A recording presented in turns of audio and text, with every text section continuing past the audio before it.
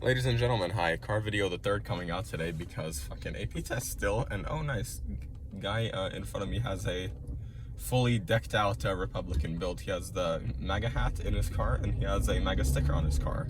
Very nice. So, okay, maybe I don't include that in the video. Basically, today's video is about confrontations and, what's it called? The importance of not freezing during them, because this is what I tend to do a lot. I tend to, sorry, just people breaking rapidly. I tend to freeze instead of fighting or flighting. The freeze and fawn, in my opinion, are the worst too, right? At my fucking worst, when I was like way younger, is that, hi. This guy paused halfway through a left turn. Basically, freeze and fawn are the two worst. Fight or flight are, in my opinion, the two best, and like depending on what it is. Like flight, you literally get out of there, and fight, you just like, and then you get them. But freeze is when you just don't know what to do, and this obviously occurs from things in childhood. Like if I just froze in this situation, then this person who was like at the time way more powerful than me wouldn't be able to continue what they're doing, or like that's the best way for me to survive there.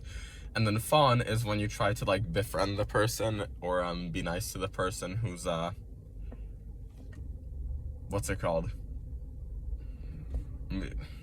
but doing the perpetuator, basically. So if someone breaks into your house and you're like, oh hey, here you go, here's my safe, here's the code to it, take this as well, that's fawn. If the fucker breaks into your house and you just like run out of the house and then call the police or something, then that's probably flight. If the fucker breaks into your house and you knock him out and then you call the police, that's fight, obviously.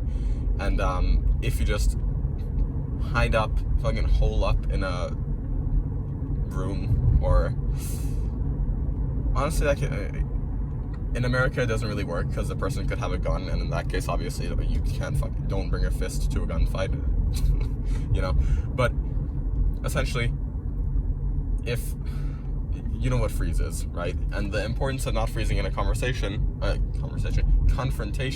is that pretty much anything else is better except for fawn. So let me tell you a couple of stories, and where I've done this to varying degrees, because I've never been in a proper fight like so recently that while I knew what all these things were, so I can't really analyze which one I was, right? Because obviously things when you're very little and you're just like scrapping over something random, it doesn't count. So I don't exactly know which one to classify myself as, but I'm really afraid that it's the freeze, because I just have this visualization in my head that in any situation I'm gonna freeze, and that's really not good, and it's obviously really not congruent with the video I made yesterday about like confronting the thing face on, fucking leaping at the tiger, going, yeah, what you got, pussy, and then facing the challenge head on. Freezing is obviously not very conducive to that. So one time, I'm gonna get into the anecdotes now. One time I was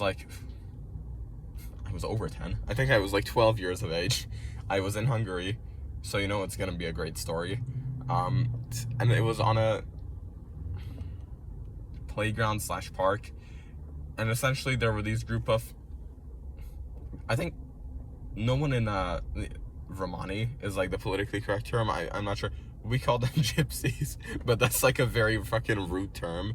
It's not quite like the N-word, but it's like, people say the word gypsy, like people say the word gypsy here all the time, but it's like, it's not nice. It's not nice. The Hungarian word for it is Roma, but I'm not just gonna say Roma, and I don't know if I'm gonna say Romani. Basically, those people who have been very, I'm gonna make this, there we go. So, who have been very oppressed, like you talk about, whatever you talk about oppression you learn about in the education system here, those people, like right now to this fucking day, are actually like not granted the same rights and whatever. That's like full on discrimination over there. Unlucky. And they tend to grow up very, nice. They tend to grow up pretty rough and pretty like hardened, and used to just fighting, used to just fucking stealing, doing what they need to get what they want. This isn't like, when I talk about this, it's not, if you've only ever been in America, you don't really know what I'm talking about here, because it's so much different than in the education system here. Whenever we get taught about oppression, it's like, okay, fuck you, you live in a gated community, you can never, okay, please go, yeah, thank you. You're in a gated community, you've never seen a fucking homeless person, you're just like, oh my goodness gracious, discrimination is so bad. Yeah, but in America, like, many steps have been done to address it. In Hungary, not a lot has been done fucking at all to address the discrimination against gypsies. So, and there are countless jokes, countless racism, whatever. I didn't know any of this. Like, I didn't know the entire situation with this when I was 12 years of age. So there was a group of gypsies. I don't know, they were doing something. We kind of... I was also there with a group from a culinary class, which was two different types of people, let's just say. And we got to like maybe talking, maybe it was passive aggressive, I don't know. Every single conversation in Hungarian is passive aggressive, so like that's not a real good question for me to be asking there. We got to talking a little bit, and I tell them like, yeah, I also live in America, and that I should not have done, because that's like someone coming down here saying like, yeah, I come from heaven up above. Yeah, I just fucking fell from heaven. Shitters. Yeah, what are you doing here on the earth, losers? Fucking. I didn't do that at all to, maybe I did, I don't know. Hungarian is like, the tonalities are very sarcastic and passive aggressive always. So the intention wasn't to be like, yeah, fuck all of you, I'm better than you look, I also live in America. It just, I told them like, yeah, I live here. I'm just coming here to visit. And they got fully after that, because obviously to someone in Hungary, that's like the equivalent of saying, yeah, I come from right hand of God, I come from heaven, because the opportunities, the fucking quality of life is vastly different. So, essentially, let's just say didn't like me much after that. Let me just raise the arm again, like in the other videos when I make a left turn. Okay. So, they didn't like me much after that. And they got to, like, pushing me a little bit, shoving me, whatever the fuck. And then, yeah, I think I just got natural reaction, like, hey, what the fuck? Or a combination of that, and what I actually do a lot of times in these confrontations is like, I just kind of try to laugh it off, which isn't very good.